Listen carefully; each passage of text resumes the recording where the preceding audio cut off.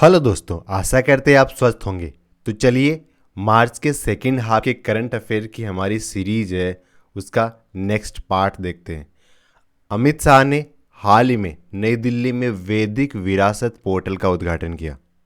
वैदिक विरासत पोर्टल का उद्घाटन किसके द्वारा किया गया? तो अमित शाह के द्वारा। और कहाँ पे? नई दिल्ली में। इसका क्या उद्देश्य है, यानी वैदिक विरासत पोर्टल क्यों डेवलप किया गया? इसका उद्देश्य है वेदों में निहित जो संदेश है उनको संप्रेषित करना और आम लोगों के लिए उन संदेश को, उन मैसेजेस को सुलभ बनाना, आसान बनाना। ठीक है, आगे चलते हैं। केंद्रीय पर्यावरण और वन और जलवायु परिवर्तन मंत्री कौन है? भूपेंद्र यादव जी। उन्होंने एक परियोजना का शुभारंभ किया है। कौन सी परियोजना? अरावली हरित दीवार। शुभारंभ किसने किया? अरावली हरित दीवार का श्री भूपेंद्र यादव साहब ने। और कौन है भूपेंद्र यादव साहब? ये हमारे केंद्रीय पर्यावरण, वन और जलवायु परिवर्तन मंत्री हैं। अच्छा, कौन कौन से राज्य अरावली हरित दीवार का भाग है? तो जिन जिन राज्यों से जो अरावली पर्वतमाला निकलती है वो राज्य इसमें आते हैं, जिसमें हरियाणा, राजस्थान, गुजरात और दिल्ली। क्योंकि अरावली गुजरात से होते हुए राजस्थान में प्रवेश करती है, बाद में हरियाणा से होते हुए दिल्ली में चली जाती है। और दिल्ली में राष्ट्रपति भवन यानी रायसीना हिल है ना, वो भी अरावली का ही भाग है। अच्छा, जो अरावली हरित दीवार है, इस परियोजना का उद्देश्य क्या है? देखो, जो थार का मरुस्थल है ना, वो पूर्व की ओर विस्तारित हो रहा है। अब इसको कौन रोक रहा है? अरावली पर्वतमाला रोक रही है। तो इसी पर्पज से, यानी थार के मरुस्थल की पूर्व की ओर विस्तार को रोकने के लिए ही अरावली हरित दीवार को डेवलप किया जा रहा है। आगे देखते हैं। भारत के केंद्रीय रक्षा मंत्रालय हाल ही में प्रोजेक्ट हिमशक्ति के तहत बीईएल हैदराबाद के साथ एक अनुबंध पर हस्ताक्षर किए हैं। तो किसने? रक्षा मंत्रालय ने हस्ताक्षर किसके साथ में किए हैं? बीईएल, जो हैदराबाद से संबंधित एक संस्था है, उसके साथ अनुबंध किया है। और प्रोजेक्ट का नाम क्या है? प्रोजेक्ट हिमशक्ति। यानी कौन सा मंत्रालय से संबंधित है? तो रक्षा मंत्रालय से संबंधित है। और रक्षा मंत्री कौन है? तो राजनाथ सिंह साहब है, वर्तमान में भारत के रक्षा मंत्री है। अच्छा, प्रोजेक्ट हिमशक्ति है वो एमएसएमई सहित भारतीय इलेक्ट्रॉनिक्स और संबंध उद्योगों की भागीदारी को प्रोत्साहित करता है। यानी प्रोजेक्ट हिमशक्ति क्यों चलाया गया है? जो विभिन्न एमएसएमईज है, स्पेशली जो इलेक्ट्रॉनिक्स उद्योग में लगी हुई है, उनको प्रोत्साहित करने के लिए इस प्रोजेक्ट को, कार्यक्रम को शुरू किया गया है। और कौन सा मंत्रालय इससे सीधा सीधा संबंधित है? तो रक्षा मंत्रालय से सीधा सीधा संबंधित है। आगे देखते हैं। एबल पुरस्कार 2023 किसे दिया गया? लुइस कैफ्रेली साहब को। 2023 का एबल पुरस्कार किसे प्रदान किया गया? लुइस कैफ्रेली साहब को। अच्छा, ठीक है। कौन से देश से संबंधित है लुइस कैफ्रेली? तो लुइस कैफ्रेली साहब है, ये अर्जेंटीना से संबंधित है। कहाँ से? अर्जेंटीना से। एबेल पुरस्कार बहुत महत्वपूर्ण है। कौन से क्षेत्र में दिया जाता है? गणित के में। और गणित के क्षेत्र में इतना बड़ा पुरस्कार है कि इसे गणित का नोबेल भी कहते हैं। अच्छा, 2023 का जो लुइस कैफ्रेली साहब को पुरस्कार दिया गया, एबेल पुरस्कार, लेकिन पहली बार ये पुरस्कार कब स्थापित किया गया था? तो 2002 में से स्थापित किया गया। और 2002 में किसे दिया गया था? तो जॉन पियरे साहब को 2002 में, यानी पहला जो गणित का नोबेल है यानी एबल पुरस्कार है, वो जॉन पियरे साहब को दिया गया था। न्यू डेवलपमेंट का नया मुखिया चुना गया है। किसे बनाया गया है? डिल्मा रूसेफ जी को। तो एनडीबी कहते हैं जिसे शॉर्ट में हम। इसके जो नए चेयरमैन बनाए गए, नए हेड बनाए गए, उनका नाम है डिल्मा रूसेफ साहब। और अगर एनडीबी की बात करते हैं तो इसकी स्थापना 2014 में हुई थी, जुलाई के महीने में। और कहाँ अवस्थित है? तो चाइना में संघाई नाम का जो शहर है, वहाँ एनडीबी का हेडक्वार्टर है। और एनडीबी के नए हेड कौन बने हैं? Dilma Rousseff. अर्थार 2023 कौन सी डेट को मनाया गया? तो 25 मार्च 2023 को अर्थार 2023 मनाया गया। डेट क्या थी? 25 मार्च। और पहली बार जो अर्थार का कॉन्सेप्ट है, ये कब शुरू किया गया? तो 2007 में, यानी मार्च के महीने की 31 तारीख को सिडनी से इसकी शुरुआत की गई थी। और इस बार की जो अर्थार है 2023 का, जिसे 25 मार्च 2023 को मनाया गया, इसकी थीम क्या रखी गई? Join the biggest house of the earth. 2023 का अर्थार है, उसकी थीम रखी गई join the biggest house of the earth, इसकी थीम रखी गई। हाल ही में जारी विषय आधारित वर्ल्ड यूनिवर्सिटी रैंकिंग 2023 में पहला स्थान किसे मिला है? तो वर्ल्ड यूनिवर्सिटी रैंकिंग 2023 में जो पहला स्थान दिया गया है वो यूएसए की एक संस्था है, उसका नाम है मैसाचुसेट्स इंस्टीट्यूट ऑफ टेक्नोलॉजी, जिसे शॉर्ट में हम जिस नाम से जानते हैं ना वो है MIT। यानी MIT है, उसको वर्ल्ड यूनिवर्सिटी रैंकिंग में टॉप स्थान दिया गया है, यानी पहला स्थान दिया गया है। आगे देखते हैं मनरेगा। मनरेगा में सबसे ज़्यादा मजदूरी की रेट कौन से राज्य में है? तो वो है हरियाणा। हरियाणा में मनरेगा की रेट कितनी है? 357 रुपीज़ पर डे। इतनी सैलरी मनरेगा के मजदूरों को प्रतिदिन दी जाती है। अगर मनरेगा अधिनियम की बात करें तो कौन से साल ये अस्तित्व में आया था? तो 2005 में। कब? 2005 में। और इसे लागू कब किया गया? 2 फरवरी 2006 से लागू किया गया। और वह पहले इसका नाम नरेगा था, बाद में इसका नाम परिवर्तित करके मनरेगा कर दिया गया। तो कब से किया गया? तो ये 2 अक्टूबर 2009 से इसका नाम नरेगा से परिवर्तित करके मनरेगा कर दिया गया। आगे देखते हैं संयुक्त राष्ट्र जल सम्मेलन 2023। संयुक्त राष्ट्र जल सम्मेलन 2023, इसका आयोजन कहाँ किया गया? न्यूयॉर्क में। और कब किया गया? तो अंतर्राष्ट्रीय जल दिवस कब मनाया जाता है? 22 मार्च को। और उसी दिन संयुक्त राष्ट्र जल सम्मेलन का आयोजन किया गया। आयोजन किया कहाँ गया? तो सीधी सीधी बात है, न्यूयॉर्क में किया गया। अच्छा, इसकी थीम क्या रखी गई? तो इसकी थीम थी water for sustainable development.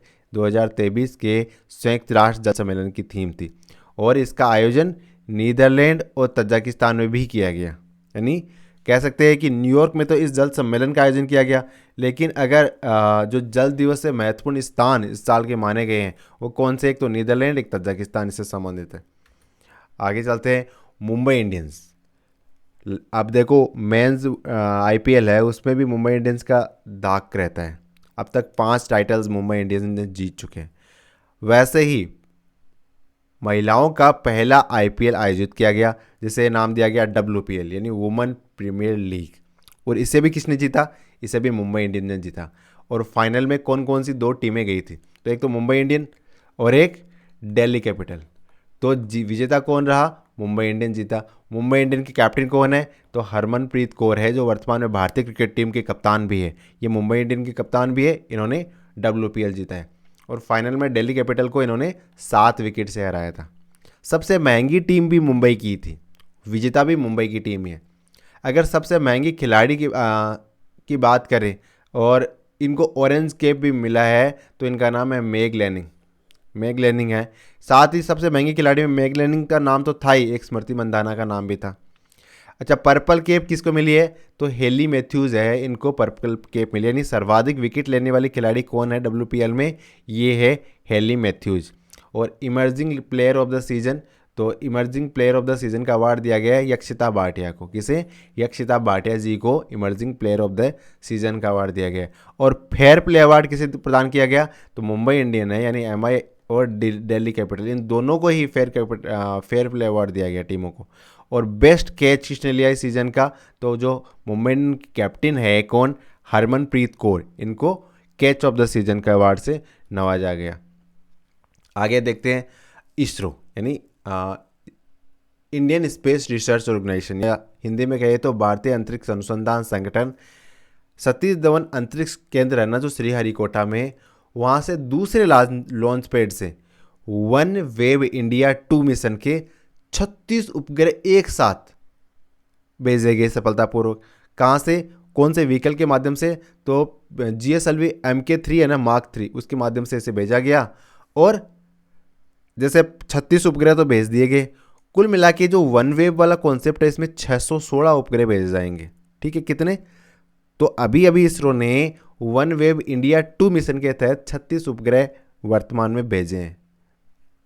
ISRO की स्थापना की बात करें तो ये 1969 में स्थापित हो गया था। 15 अगस्त यानी जो हमारी स्वतंत्रता दिवस है उसी तिथि को 1969 में इसरो की स्थापना की गई थी। वर्तमान में इसरो के अध्यक्ष की बात करें तो सोमनाथ जी इसरो के अध्यक्ष है। और इसरो का हेडक्वार्टर कहाँ पे? बेंगलुरु में अवस्थित है। विश्व रंगमंच दिवस यानी वर्ल्ड थिएटर डे कब मनाया जाता है? 27 मार्च को। और इसकी थीम क्या थी इस बार? थीम थी theatre and a culture of peace. ये 2023 का जो थिएटर रंगमंच दिवस है उसकी थीम थी। अंतर्राष्ट्रीय रंगमंच संस्थान द्वारा इस दिवस की स्थापना कब की गई? 1961 में इसकी स्थापना की गई। आगे देखते हैं, केंद्रीय गृह मंत्री साथ ही साथ सहकारिता मंत्रालय भी अमित शाह के पास में ही है। इन्होंने बेंगलोर में सहकार समृद्धि शोध की आधारशिला रखी। तो बेंगलोर में सहकार समृद्धि शोध की आधारशिला किसने रखी? तो हमारे मोटा भाई यानी केंद्रीय गृह मंत्री और सहकारिता मंत्री अमित शाह जी ने रखी। और सहकार समृद्धि सोच कृषि विपणन के लिए एक 67 एकड़ का बाजार यार्ड, यानी मतलब जो एग्रीकल्चर प्रोडक्ट है उनको मार्केटाइज करने के लिए एक 67 एकड़ के अंदर बनाया गया एक मार्केट कह सकते हैं, ये है सहकार समृद्धि सोच। और इसका उद्घाटन किसने करा? इसका उद्घाटन करा या आधारशिला रखी अमित शाह ने। और अमित शाह वर्तमान में केंद्रीय गृह मंत्री तो है ही है, साथ में इनके पास में सहकारिता मंत्रालय भी है। भारत का पहला और विश्व का 5वां बॉक्साइट सीआरएम नाल्को द्वारा विकसित किया गया है। तो ऐसा पहला प्रोजेक्ट है भारत का तो, और विश्व में इस प्रकार का सिर्फ 4 ही हुए थे इससे पहले, और ये 5वें नंबर का है। अगर नाल्को की बात करें यानी नेशनल एल्यूमिनियम कंपनी लिमिटेड, इसकी फुल फॉर्म कह सकते हैं। इसकी स्थापना 1981 में जनवरी के महीने में हुई। और नाल्को का जो HQ है यानी हेडक्वार्टर है वो है कोरापुट में। और कोरापुट कहाँ पड़ता है? अपने हरियाणा राज्य में पड़ता है।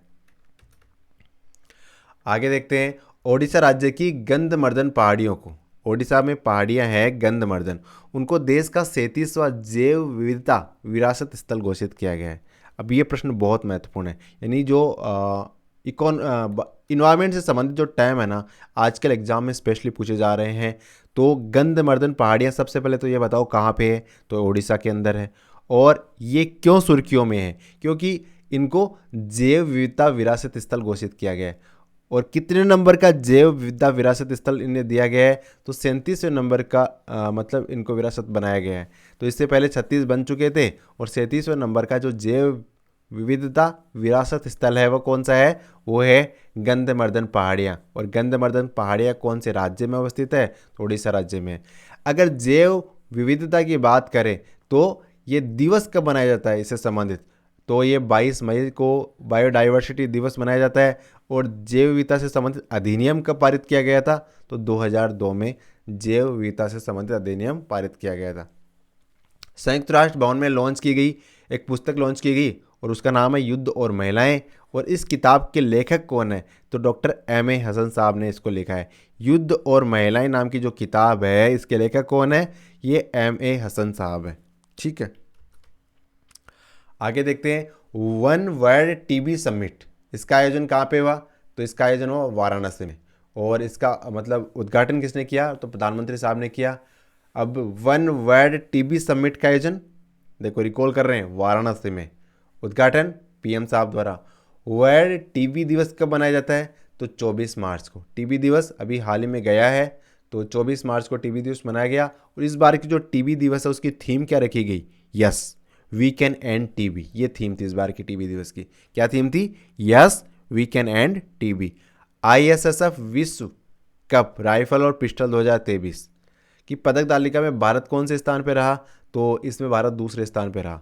और कितने पदक इसमें जीते हैं? ISSF विश्व कप राइफल और पिस्टल का जो विश्व कप हुआ था 2023 का, उसमें भारत दूसरे नंबर पर रहा, और भारत ने टोटल 7 पदक जीते। अच्छा, भारत दूसरे नंबर पे रहा, पहले नंबर पे कौन रहा? तो ये चाइना है, ये पहले नंबर पर रहा, इसने 12 पदक जीते थे। अगर ISSF की बात करें तो इसकी स्थापना कब हुई थी? तो ये 1907 में ISSF की स्थापना हो गई थी।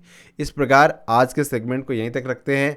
उम्मीद आपको हमारी सीरीज़ पसंद आ रही है, तो लगातार बने रहे, ताकि हम जो पिछले 3-4 महीने के यानी जनवरी, फरवरी, मार्च, इनके सारे के करंट अफेयर कवर कर लेंगे धीरे धीरे करते हुए। बाद में कंसिस्टेंटली हम लगातार पर डे के करंट अफेयर पढ़ते रहेंगे। लेकिन उसके लिए ज़रूरी है हम पिछले 3 महीने के जो करंट अफेयर है उनको भी इस प्रकार सीरीज़ के माध्यम से कवर कर ले, ताकि एग्जाम में किसी भी प्रकार का प्रश्न आए हम पीछे ना रहे। बाकी all the best, thank you, पढ़ते रहो।